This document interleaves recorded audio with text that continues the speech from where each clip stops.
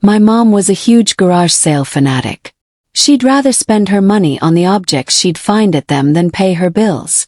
She never went out to them that she didn't bring something home. Don't get me wrong, sometimes it was really good finds, but at other times it was just weird. My mom was also into dolls, so they were always around the house somewhere. None of them ever bothered anyone until she brought home Ms. Creepy. This was an antique doll, one of those kinds that don't have legs but have the quilted pouch under its skirt to put your jammies or treasures into. I think they may have once been called pillow dolls because they sat on the pillows when the bed was made. My sister and I had had something similar to her when we'd been younger, but the more modern version. This one was made of cloth. Her arms had been stuffed with soft material, but her head felt solid. As we would find out later, it was composed of hard compressed sawdust. She wore a bonnet over long curled dark hair, which Mom had been told was actual human hair, and her dress was not overly embellished, just a simple pale green cotton dress. Nothing striking, you might say. No, not really. That is until you looked at her face. It had been painted on the cloth, so no molding of plastic, no eyes that opened or closed if she sat up or laid down. Just paint. I don't know how they achieved the effect, but that doll's eyes watched you wherever you went while you were in the room with it. Everyone noticed this aspect of her and was just unnerved by it. Of course, my mom had to give her a prime spot on the back of the couch to see all the home's comings and goings. There was also something about her mouth. She was neither painted with a smile or a frown, but somehow she looked malevolent. Okay, just downright evil. Everyone who walked into our house had their attention caught immediately by that doll, and all of them got creeped out and hated it instantly. It was a visceral reaction.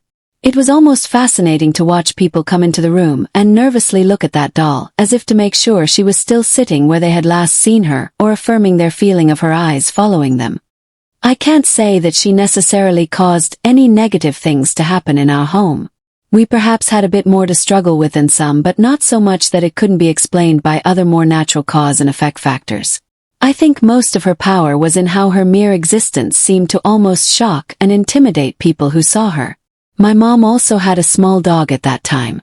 Not tiny purse size, but not quite big enough to be considered a medium-sized dog either. His name was Sammy.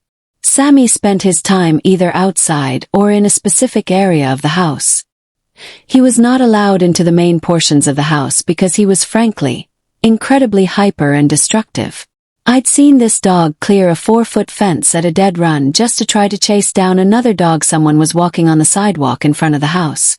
Everything was at risk of being chewed or broken if Sammy got to it, and with 4 people living in the house, there was a lot of things he'd have a field day shredding if he got out. We'd all gone out one day, and when we'd gotten home we'd found Sammy had gotten out of his area. We immediately went in search of what he may have torn up in his time of having full run of the house. We'd been gone long enough that we expected to find all sorts of damage, but of all that he could have gotten hold of for all the time we'd been gone, the only thing touched was that doll, and the only thing he'd done was chew her face off.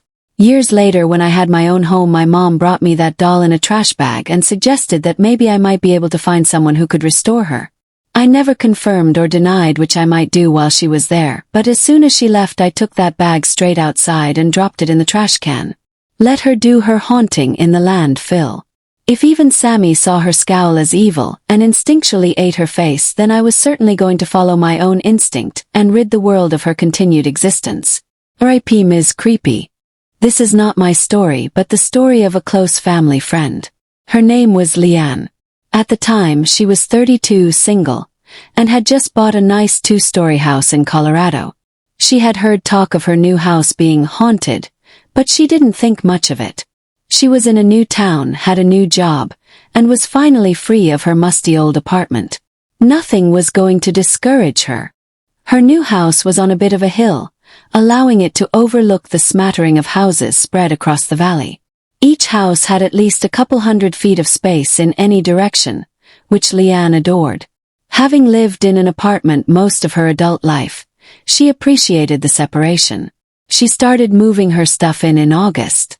She chose a room on the main level to be her bedroom because of its large window overlooking the valley, but decided that it would be too small for her 2 most prized possessions, her piano and her parrot, Nibbles. She chose to set the piano up in the basement, against a wall, and put her parrot's cage in jungle gym a couple feet away.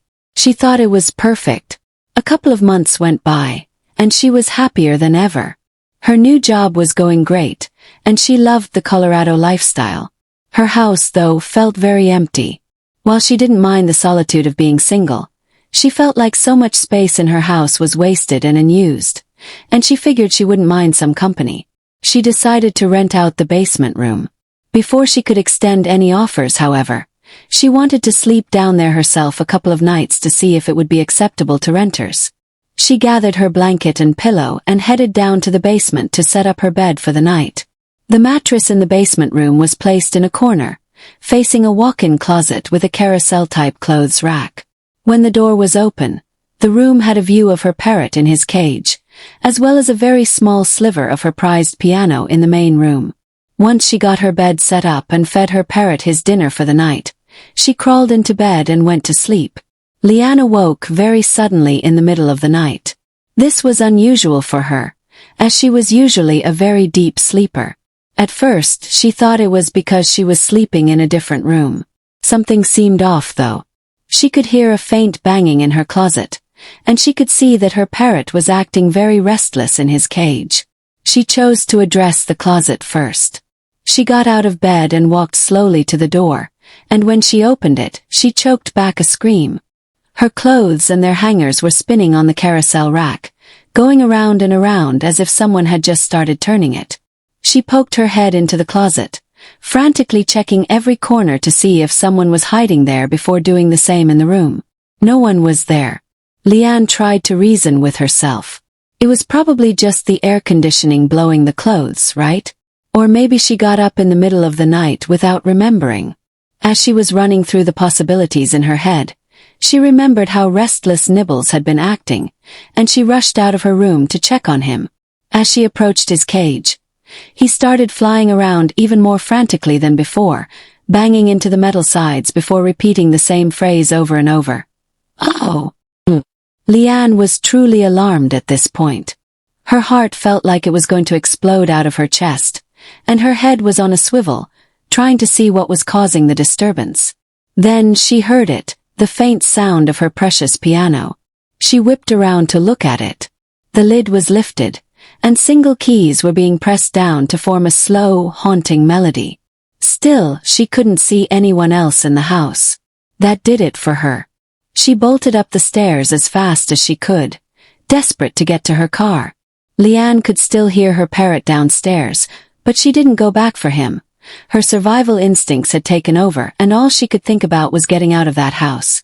When she got to her car, she immediately slammed the gas and sped off down the hill. As she was driving, she caught a glimpse of movement in her rearview mirror. Her front door, which she had left open, had just been slammed shut. She also saw that her front window's curtains had been drawn closed, something she never did.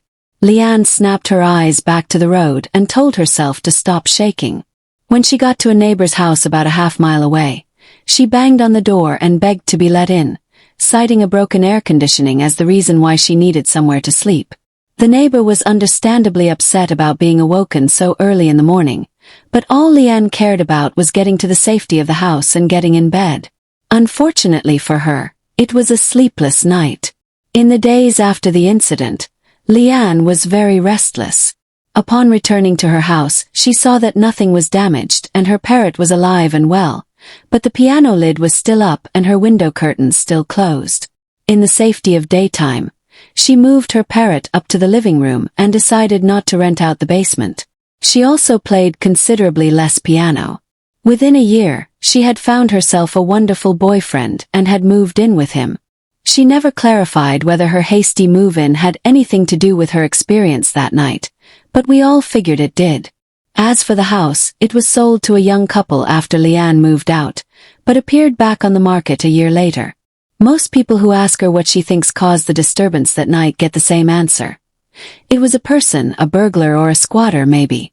But to her closest friends, she confides that she knows it wasn't a person. It was a ghost.